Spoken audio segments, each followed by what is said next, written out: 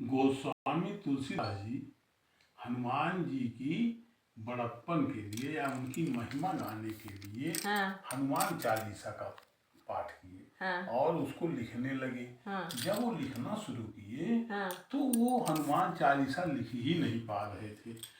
कई बार प्रयास किए, तब वो हनुमान जी को फिर पुकारे, कहें महाराज हम आपकी ही महिमा का वर्णन कर रहे हैं, लेकिन इसमें तो कुछ हो ही नहीं रहा है, ना कोई शब्द आ रहा है। कहें भाई मेरी महिमा का अगर वर्णन करना है तो सबसे पहले भगवान राम की महिमा का वर्णन करो।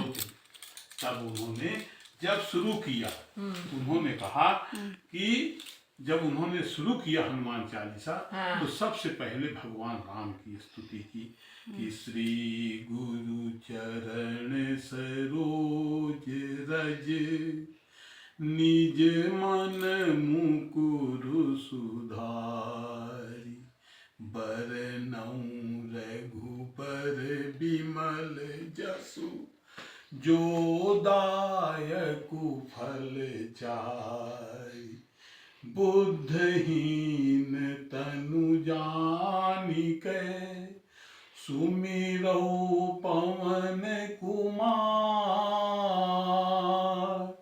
बल बुद्धि विद्या देहु मोहि हरहु कलेश विकार। तब वो हनुमान जी की स्तुति और महिमा का वर्णन कर पाए। उन्होंने जब उनकी महिमा का वर्णन किया तो शुरुआत में लिखते जय हनुमान ज्ञान गुण सागर जय कपीस तिहु लोक उजागर राम दूत अतुलित बल धामा अंजनी पुत्र पवन सुत नामा। उनकी महिमा में अनेक प्रकार के उन्होंने वर्णन किए। जैसे उन्होंने कहा कि अगर आप भगवान की स्तुति कर रही हैं तो आपको किसी की भी देवी देवता की जो 33,000 36,000 करोड़ देवी देवता माने जाते हैं, इनका किसी के की स्तुति करने की जरूरत नहीं है। उन्होंने कहा कि जैसे हनुमान चालीसा में सबका वर्णन है कि कोई भी देवता जो है आपकी स्तुति न करें, केवल हनुमान जी का पाठ करें। हनुमान जी स्वयं जो है सदगुरु हैं।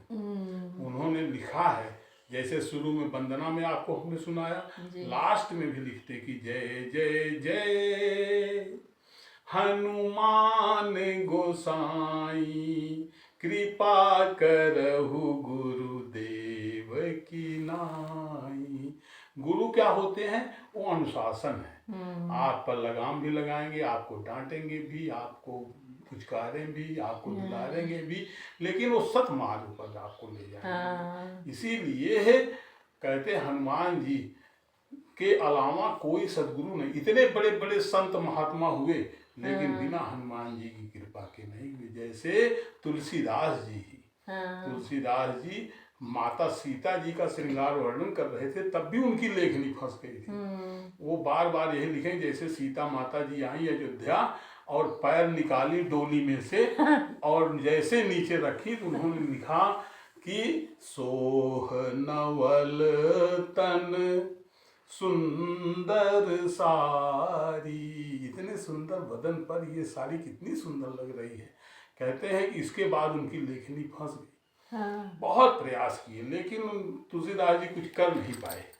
बाद में हनुमान जी को बुलाए, हनुमान जी से बताया कि मैं माता सीता जी का वर्णन कर रहा हूँ लेकिन उसमें कुछ कर ही नहीं पा रहा हूँ। कहते एक तरह माता कहते हो, दूसरी तरफ उनके सुंदरता का वर्णन कर रहे हो, पगले हो का? हाँ, इस तरह कभी मत करना। कहने लगे लिखे क्या हो? उन्होंने बताया कि मैंने इतने लिखा है कि सोह नवल तन सुंदर सारी। कहने उसके आगे कहने बस लेखनी बंद। अब लिखो कि जगत जननी अतुलित छवि भारी। वो पूरे जगत की माँ है, उनकी छवि की अतुलनीयता है, वो कभी उसका कोई वर्णन नहीं कर सकता है। इसलिए कभी भी किसी अपने माता का अपने माता पिता का, किसी गुरु का, इनके श्रृंगार का वर्णन नहीं करना चाहिए। अगर कर रहे हैं तो उसमें आप उनकी अलग छवि का वर्णन प्रस्तुत करें, उनके शरीर की सुंदरता का वर्णन ना करें। ऐसा। नारायण। जय श्री राम। नारायण। जय श्री जय श्री राम।